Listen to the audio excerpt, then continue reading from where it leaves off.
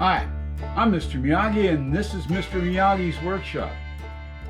Well, for the past week I've been trying to build a box and locate and fit this little diesel heater in. And I didn't do a lot of filming on it, but in the process I'll kind of update you as we go along of what we've done and trying to get this thing to fit up in there. So let's get to it. So this is the area which I pulled out the old heating and cooling system. And right here is the air intake for the heater that I will be drawing the air from inside the cabin. And then I will be using this heat duct right here to heat up inside. And I'm not going to use this one, and I'll go inside and I'll show you why. Our air intake will be on that one. We're not using that one because there's usually stuff piled here, and I will make a block so that we can still pick up the air here. But that forward one goes up to these units that are all the way around in here. And I was thinking that it would be better to have the air blown around. Yes, I realize that hot air rises, but I just think I'd get a little better circulation of the heat. Now this is the unit. This is a 2kW, and this is the box I built for it to sit in. And then these are the outlets, and that is the rear where the air will come in. And this is the air out. So hopefully this system will work. I'm trying to get it all set up in there right now. And then this is the other part which the hot air will go through and then up that upper vent. Okay, I got the outlet here that goes up for the heating and the inlet mounted, and I used the old screw mounts. This one I had to kind of add a couple, but it works good. This is going to be the control wire that goes up into the compartment. What I ended up doing is I had to pull this little rubber out, and yeah, this is the little plug-in. I cut it off of the main and then taped up the wiring and stuffed it back up inside there.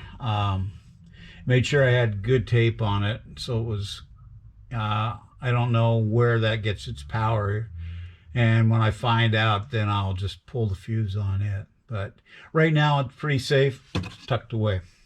And I removed the control panel up inside. So then I'll set everything, I'll set my control up in there. But anyway, I wanted to show you this part right here. This is coming along. So I still have to mount the unit up in here, the box that'll contain the heater, but moving on. Okay, so this is what we've gotten done so far. We've gotten the plates put in with the receivers, and I've got the vent turn here put in. Now what I need to do is I need to go down at this end here so we can get ourselves in a little better position. There we go. And I need to get that mounted onto there. So that's where we're at. Now I'm not going to try to film all this underneath here because the camera's going to be in my way, and I'm just going to stop in every once in a while and show you what the progress is. So let's get to it. Okay, now I've got the rear or the intake into the furnace for the cold air, and then this would be the hot air exit into the cab. Now this is all bolted in place here. It's good and sturdy. It's not going anywhere. So my next plan is now to tape and seal all this up So we got no leakage there, and I'll get back to you after that's done. Okay, we got this all taped up and sealed. Basically what I used is just some furnace tape. Yeah, I know it's designed for furnaces.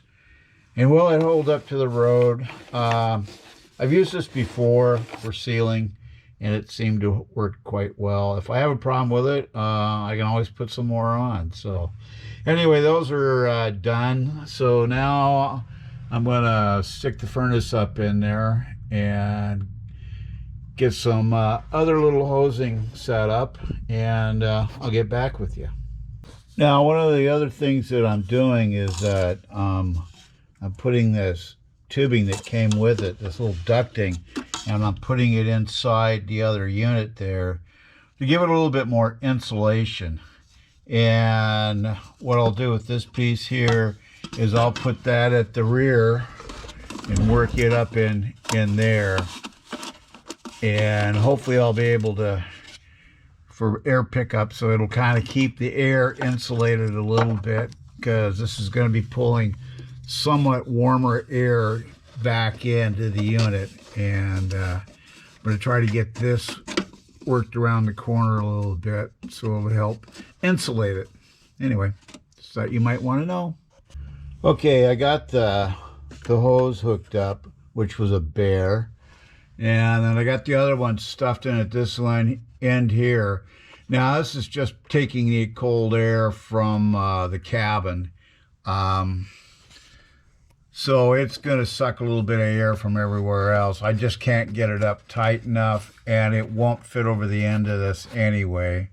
And if I remove this cap, then the unit comes apart. This is what kind of holds the top piece up in there on. So I'm thinking that it's going to probably be good enough to be sucking the air.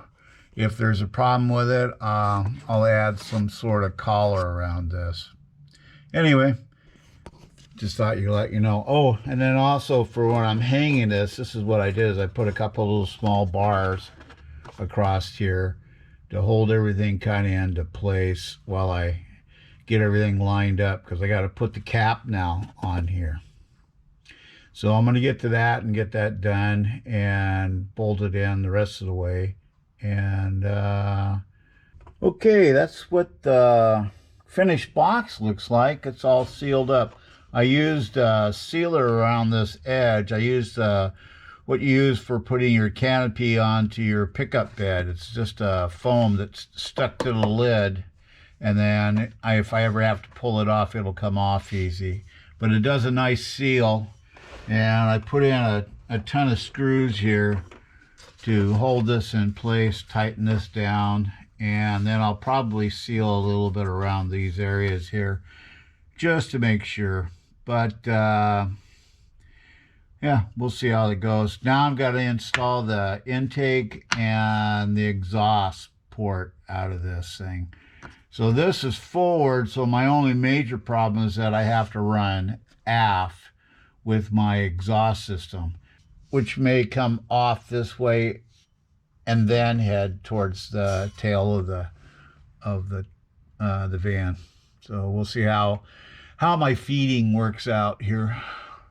One thing I wanted to point out here, you can see I put a loop in. Now this is for the rear hot water heating system for the heater back here.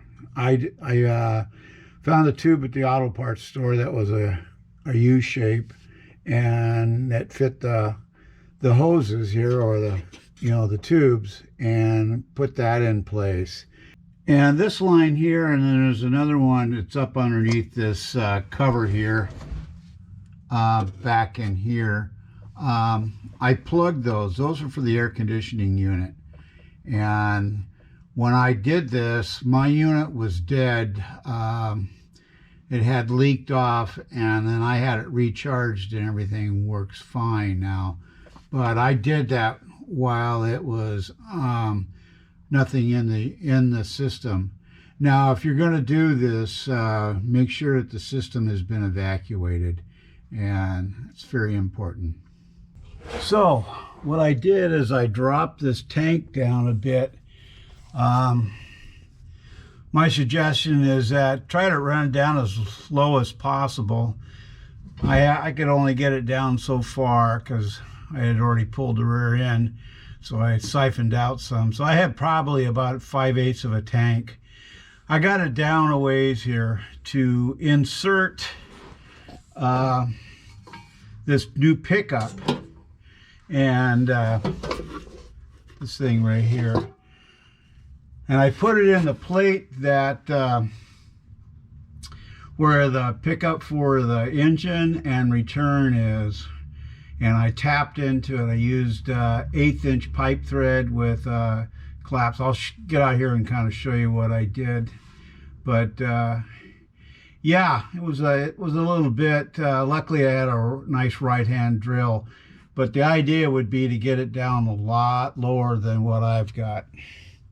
Because I've got it down on jack stands and I'm using my transmission lift. Okay, now what I did is I used some brake line tube, this is 3/16, and then I used a compression style fitting that uses these little compressions around them, and then when they slide down and this cap comes on, it compresses it onto the tube, which is kind of a nice way to seal everything up. I tap the receiver unit where it goes into the tank there. And one of the reasons why I did it that way is, you can buy one of these pickup tube kits, but you got to drill such a huge hole in there. You still have to have some way of getting this unit up in there, and then you clamp it down. So you're actually putting a pretty good size hole in it. So I opted to drilling and tapping for a 1/8 inch pipe thread and tapped it in there. I just used one of my old taps that I had. Use a 11/32 drill. Double check it, make sure. If you buy this, buy it with the drill bit. Make sure you have that proper. You don't want to drill too small or too big. And then basically what I did is I cut a piece of tubing about 14 inches long, marked it at 11 inches. Now I have a little bender which makes it easier to do this. So I just start at 0 here on this unit and bend it around. Now that's going to put you into that tank area. Oh, I'd say probably, about 9.5 to 10 inches into the tank for pickup. You don't want to go all the way to the bottom because you don't want this thing to run and suck your fuel all the way out. And then you would just slide this on, your compression fittings would slide on, and also want to make sure that this is good and clean, sanded here. Oh, another thing, when you cut this, you want to make sure that you open this area up too. The difference in the two, this one I cut with a little cutter, tubing cutter, and it necks it in. So you want to clear that out so that you get a nice large pickup hole in there and then surface it. Deals. This is for like an S-bar or a Webasto stove for the pump. It just quiets them down. They're about $10 on Amazon or something like that. And it's a pretty color. Two things. It quiets it down and protects the pump in a manner of speaking. So what I'm going to do now is I'm going to run this tubing that came with the unit, and I will also put a protective sleeve. I got this wire protection stuff. I'm going to slide it on there, whatever length I need, and then I'm going to put the tank back up into place. So let's get to it. Also, one thing I want to mention, when you're putting this in, I use some of this sealer. So when you're putting this unit in, screwing these threads in, you want to apply a fairly decent, good coat of sealant. Now this is a fuel resistant sealant. So it'll seal it up pretty good. I put a fair amount on there. You just want to be safe when you do this. I had the fire extinguisher handy. I had everything else handy. So, and like I said, if you could get more fuel out of it than what I had, you could lower that tank a little and make it a little easier. Mine was a little tough, but luckily I had a right-hand drive drill, and that helped me drill the points in.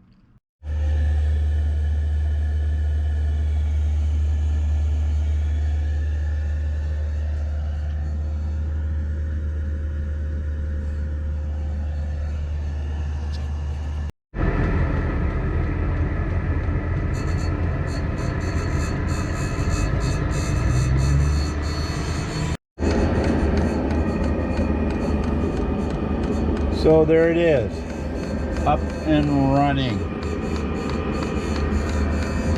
Now I may build a shield that goes up here and attaches in this area, kind of cover this for going down the road. And yeah, I didn't use that little cover thing because I couldn't get it in the right position. This has to be at 15 degrees or better to 30 to make it work right. We'll put the filter up in there and everything's going, and it's running really good. Got it dialed in. Excellent. And this is the skid plate system that I built for underneath the van here, so that we're not ripping on this stuff. These are still probably in a delicate spot, but there's not a lot I can do with that. But the main components, the pump and everything else is pretty well protected, so I just got to watch where I go. Oh well, no deep rivers on this one. I know some of you are going to ask how I attached the exhaust to run it aft back to the back end of the van. Well, I attached it to the existing exhaust system from the engine and made it way back, and then I used these stainless steel wire ties. And it seems to be working out fine. We'll see how well it holds up. Well, that pretty much wraps up installing the heater. Now, I did it with aluminum. You can do it with whatever product that you want to build the box with. I was just showing you ideas. I know I happen to have the capability of doing a lot of metal work in this shop, and some of you may or may not be able to do that. But you know, you can build a simple box out of angle iron and flat stock too. I mean, and then bolt it up in position. You saw basically what I did to get that unit underneath there. The biggest thing is plugging off the lines that are coming from the front back there from your main heater and from your air conditioning unit. And once again, I mentioned that if your air conditioning unit is alive, have it evacuated before you get into messing with any of those lines. Have it done by a professional. If you don't have the capability of yourself, have a shop do it. There's lots of shops out there that'll evacuate them. So I don't know, I guess there's some cost to it, but it's a safety thing. Anyway, the system is working great. We're going to have a nice warm van. Ran it up to 19 Celsius, around 66 degrees Fahrenheit, and toasted that van just nice and perfect. So we're happy. Mrs. Miyagi's happy. That's the important person. So if there's any questions or comments, you can put them in the comment section below, or you can send them to my email address at tmiyagi@hotmail.com. Now, the next episode coming up is going to be working on the ARB air lockers, and I'm going to be installing this little pump in the van so that we can push a button and have the rear air lockers kick in. Supposedly today they may have my differential done, all set up for me, so we'll see. But anyway, if you've liked this episode, please like, share, and subscribe. And don't forget that ringy-dingy button up there for the next episode coming up. So, this is Mr. Miyagi saying, be safe out there, and hope to see you on the road. Ciao.